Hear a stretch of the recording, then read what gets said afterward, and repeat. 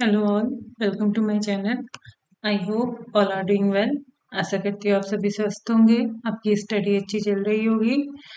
तो previous videos में हमने देखा था मौलिक अधिकार, फंडामेंटल राइट्स और उससे रिलेटेड कुछ इम्पोर्टेंट क्वेश्चंस। तो नेक्स्ट टॉपिक स्टार्ट करते हैं, राज्य के नीति निर्देशक तत्व। ठीक, जिसे डीपीएसपी कहा जाता है, जो भाग 4 और अनुच्छेद 36 से 51 के में इंक्लूड होते हैं। ठीक है, तो टॉपिक स्टार्ट करते हैं, राज्य के नीति निर्देशक तत्व।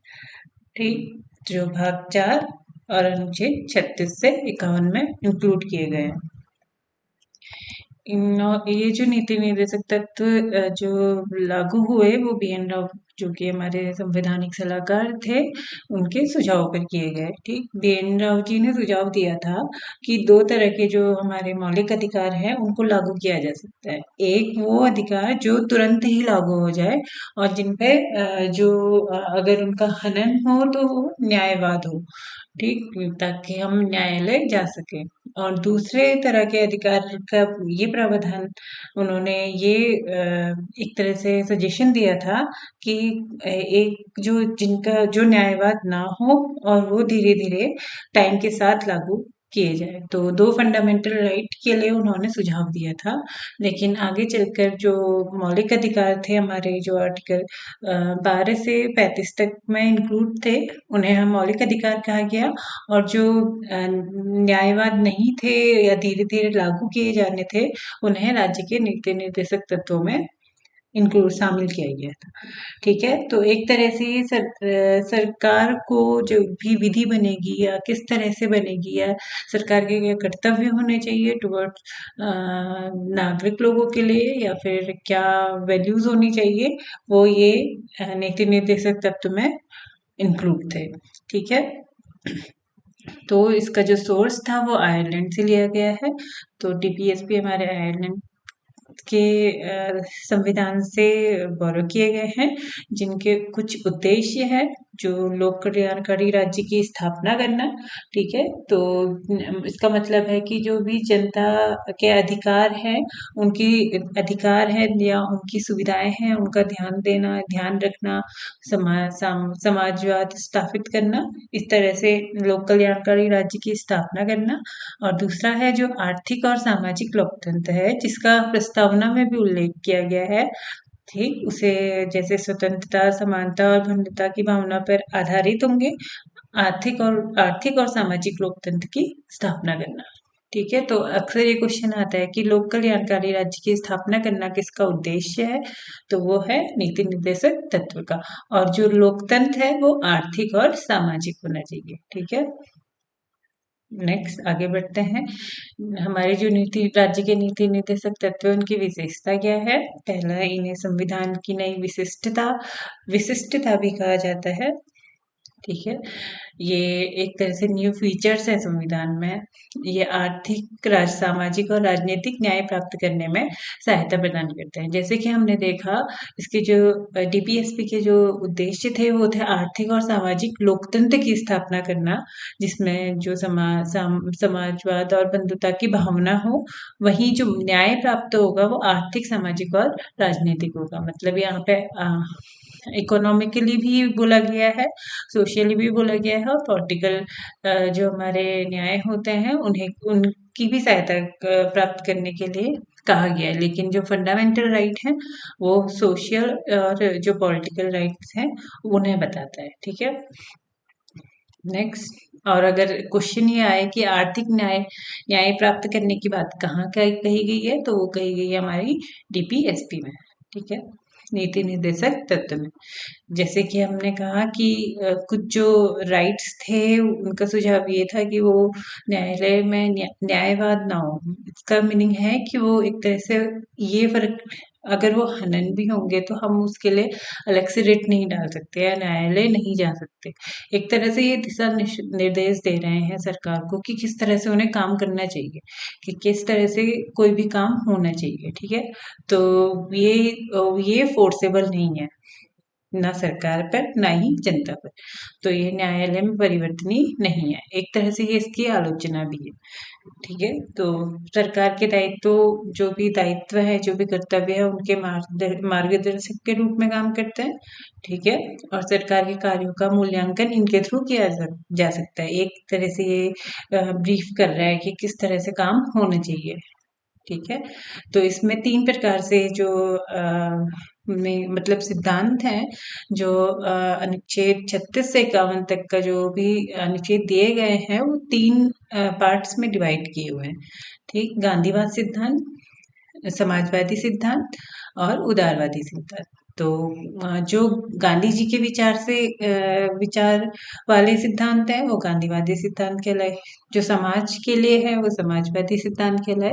और जो उदार है, न्यूट्रल है, वो उदारवादी सिद्धांत कहलाए। ठीक है, तो आगे बढ़ते हैं, अनुच्छेद स्टार्ट करते हैं, जिसमें से पहला अनुच्छेद है अनुच्छेद आर्टिकल 36, जो कि राज्य की परिभाषा को बताता है। जैसे कि हमने बोला कि राज्य में क्या क्या इंक्लूड होगा, तो हमने ये आर्टिकल 12 में भी देखा था, जो कि राज्य की परिभाषा को बता रहा था। ठीक है, वैसे ही अनुच्छेद 36 भी राज्य की परिभाषा को बताता है, जिसमें मंत्रिमंडल हो गया, संसद है, विधान परिषद है, विधानसभा है, और जो भी गवर्नमेंट ऑफिशियल्स हैं, ये सब राज्य में इंक्लूड होता है। चाहे वो गवर्नमेंट कोई कंपनी है, चाहे गवर्नमेंट कोई गवर्नमेंट ऑफिस के अधिकारी हैं, या फिर जो उसमें काम करने वाले लोग हैं, वो सब राज्य में इंक्लूड होते हैं। आर्टिकल 37, अनुच्छेद 37 ये बताता है कि इसमें जो भी दिए गए तत्व है, जो भी दिए गए जो भी इंक्लूडेड है, वो न्यायालय द्वारा परिवर्तनीय नहीं है।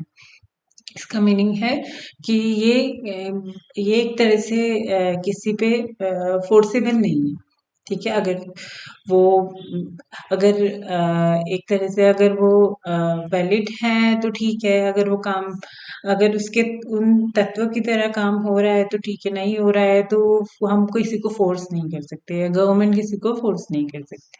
ठीक है, अनुच्छेद 38 में कहा गया है कि राज्य लोक कल्याण के लिए राज्य की अभिवृद्धि के लिए, जैसे कि हमने बोला कि जो इसका उद्देश्य है, वो लोक कल्याणकारी राज्य की स्थापना करना है, जिसमें जो मतलब समानता, बंधुता की विचार को इंक्लूड करे। ठीक है, तो इस तरह से जो जनता के अधिकार या फिर सुविधाओं का ध्यान रखा जाए जिसमें, तो उसकी अभिवृद्धि के लिए जो भी सामाजिक व्यवस्था है वो बनाएगा, ताकि जो हमने कहा 3 तरह के न्याय बताए थे, सामाजिक, आर्थिक और राजनीतिक न्याय, उन्हें सुनिश्चित किया जा सके। ठीक है, तो आर्टिकल 36 में राज्य की परिभाषा आई।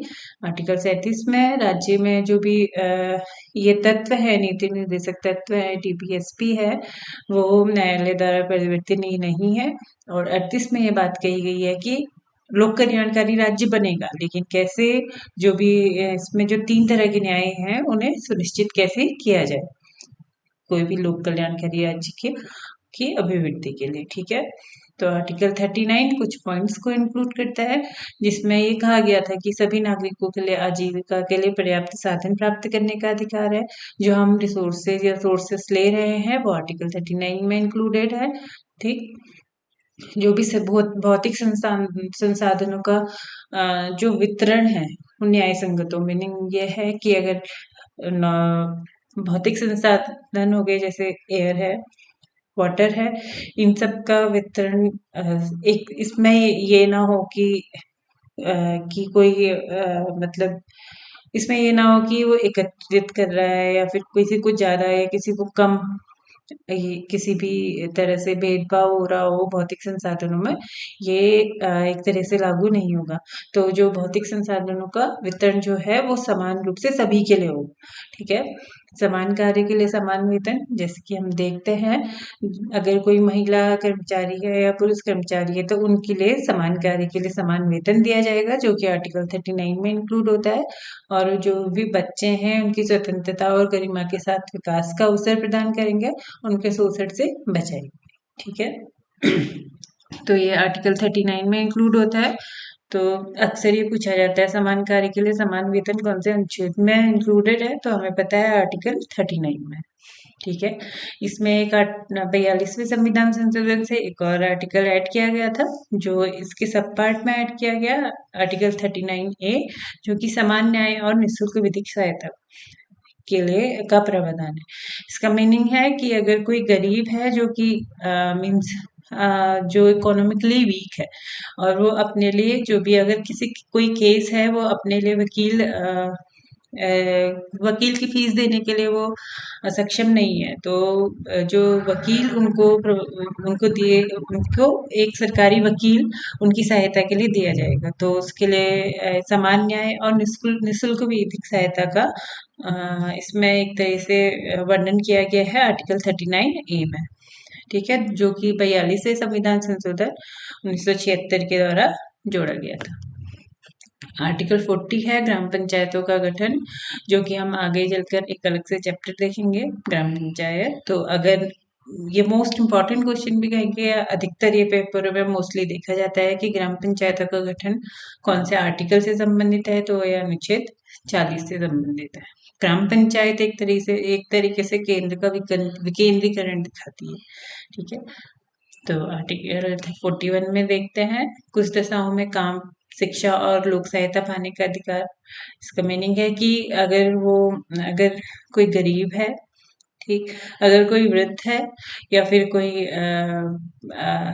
स्वस्थ नहीं है, फिजिकली कोई स्वस्थ नहीं है, या फिर कोई या फिर कोई वुमेन है जो मैटरनिटी पे है, या फिर उन्हें काम पाने का, शिक्षा पाने का या लोक सहायता पाने का अधिकार है।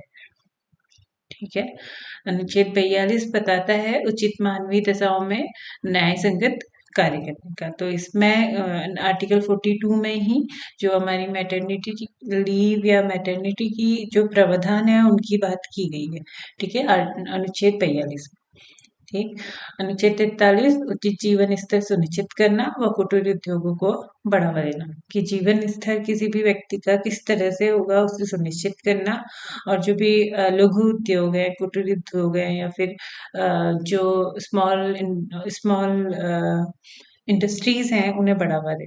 ठीक है, जैसे एमएसएमई वगैरह है, तो वो उन्हें बढ़ावा देने के लिए आर्टिकल 43 में ये बोला गया है। तो 43A, जो कि 42 संविधान संशोधन द्वारा जोड़ा गया था, उद्योगों के प्रबंधन में श्रमिकों की भागीदारी को सुरक्षित करने के लिए उचित कदम उठाना। जो भी कुटीर उद्योग को हम बढ़ावा दे रहे हैं, तो उसका प्रबंधन करेंगे जिसमें श्रमिक की भागीदारी होगी। ठीक है, उसके लिए जो भी वैल्यूज होंगी, जो भी उनके लिए काम होगा, उसके लिए कदम उठाना एक तरह से बोला गया है आर्टिकल 43A में। डीपीएसपी एक तरह से इम्पोर्टेंट भी है। ठीक है, क्योंकि इस पे एग्जाम की दृष्टि से देखें तो इसमें बहुत से क्वेश्चन पूछे जाते हैं, लेकिन वो लाइक आर्टिकल 40 अधिकतर आता है, आर्टिकल 42 अधिकतर आता है। ठीक है, आर्टिकल हमारा आर्टिकल हमारा 43 अधिकतर आर्टिकल 43 अधिकतर आता है। तो इस तरह से एक बार देख के ये याद किए जा सकते हैं, मतलब एक तरह से ध्यान में रखे जा सकते हैं। आर्टिकल 44 आ गया, ये भी एक अपने आप में इम्पोर्टेंट है, क्योंकि अभी उत्तराखंड में समान नागरिक संहिता को लागू किया गया था। तो समान नागरिक संहिता कौन से अनुच्छेद में आती है, तो अभी ये उत्तराखंड के पेपरों के लिए इम्पोर्टेंट हो जाता है। तो अनुच्छेद 44 में समान नागरिक संहिता की बात की गई है। ठीक है, आर्टिकल 45 बताता है 6 साल की उम्र पूरी होने तक के सभी बच्चों की देखभाल और शिक्षा प्रदान करना। ठीक है, तो जैसे कि हमने देखा कि ये 86वें संविधान संशोधन 2002 से जोड़ा गया था।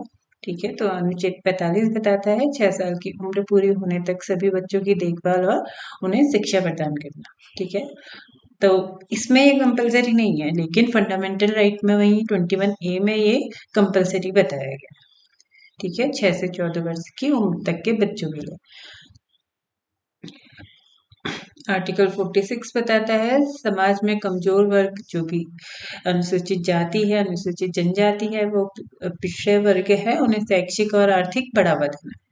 ठीक है, तो आर्टिकल 47 बताता है कि लोगों के पोषण स्तर किस तरह से होगा, उसका उनका जीवन स्तर किस तरह से होगा, उन्हें ऊपर उठाने का प्रयास करना, और सार्वजनिक स्वास्थ्य में सुधार करना।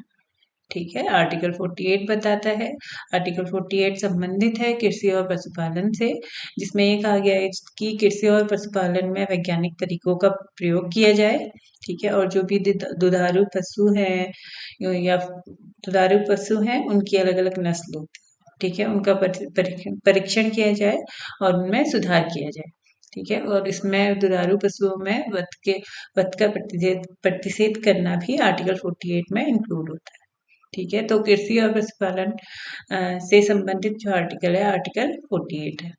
ऐसे ही आर्टिकल 48 ए में कहा गया है कि पर्यावरण की सुरक्षा करना और सुधार और जो भी सुधार हो सकता है वो करना। ठीक है। अनुच्छेद 49 बताता है राष्ट्रीय महत्व के स्मारकों, स्थानों, वस्तुओं का संरक्षण करना। ठीक है। तो आर्टिकल 48, 48A, 49 अपने आप में इम्पोर्टेंट हो जाते हैं। ठीक। आर्टिकल 50 न्यायपालिका और कार्यपालिका का पृथक्करण बताता है कि हम देखते हैं ना, कार्यपालिका में कोई अगर विधि आई या फिर कोई लॉ आया, अगर न्यायपालिका को वो लगे कि नहीं ये हमारे कहीं न कहीं फंडामेंटल राइट्स का हनन कर रहा है या फिर ये नागरिकों के लिए मतलब सुटेबल नहीं है, वैल्यूएबल नहीं है, तो न्यायपालिका उसे रद्द भी कर सकती है या उसमें चेंजेस करने को भी बोल सकती है। तो ये एक तरीके से आर्टिकल 50 बताता है न्यायपालिका और कार्यपालिका का पृथक्करण। ठीक है। आर्टिकल 51 बताता है अंतर्राष्ट्रीय संधि और सुरक्षा को बढ़ावा देना और जो भी राष्ट्र है उनके बीच उचित सम्मानीय संबंध बनाए रखना। ठीक है। जो भी ट्रीटी हो रही है, अंतर्राष्ट्रीय इंटरनेशनल ट्रीटी हो रही है, वो भी आर्टिकल 51 में इंक्लूडेड है। तो बहुत से ऐसे अनुच्छेद है जो इसमें इम्पोर्टेंट हो जाते हैं एग्जाम की दृष्टि से। ठीक है। लेकिन इसमें ध्यान देने वाली ये बात है कि ये आर्टिकल ये दिए गए हैं हमें एक तरह से, ये जो भी डीपीएसपी में इंक्लूडेड है तत्व हैं वो दिए गए हैं, लेकिन ये फोर्सेबल नहीं है। ये है कि सरकार जो भी नियम बनाएगी, कोई जो भी कानून बनाएगी तो इनको ध्यान में रखकर बनाएगी। ठीक है। लेकिन ये है कि अगर कुछ ऐसा हो जो इनके विरुद्ध हो तो उसके लिए हम न्यायालय नहीं जा सकते, क्योंकि ये टीपीएसपी जो है वो न्यायवाद नहीं है।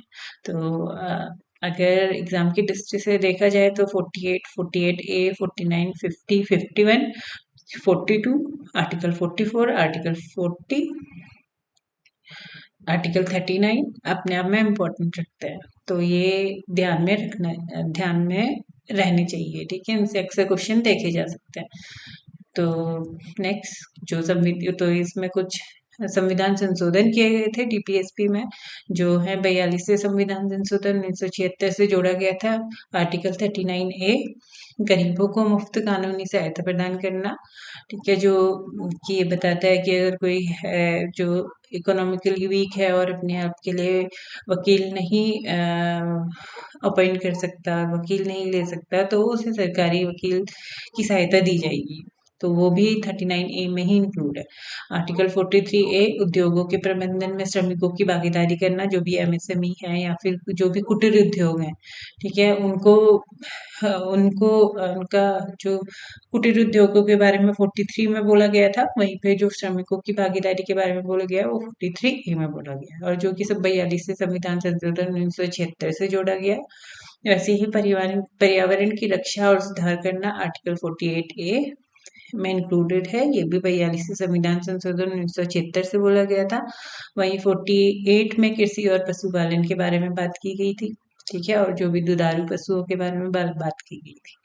ठीक। ऐसे ही 86 जो संविधान संशोधन था 2002, उसमें आर्टिकल 45 के बारे में, आर्टिकल 45 में मतलब कि ये हो करके इस पे बल दिया गया था कि 6 साल की उम्र पूरी होने तक का सभी बच्चों की देखभाल करना और उनको शिक्षा प्रदान करने पर बल दिया गया है, लेकिन ये कंपलसरी नहीं बनाया गया है। ठीक है। लेकिन एक तरह से है कंपलसरी, क्योंकि 6 साल तक की उम्र के बच्चों के लिए शिक्षा जरूरी है, लेकिन डीपीएसपी में इंक्लूडेड है तो फंडामेंटल राइट से ही जरूरी है, लेकिन डीपीएसपी में इंक्लूडेड है तो अगर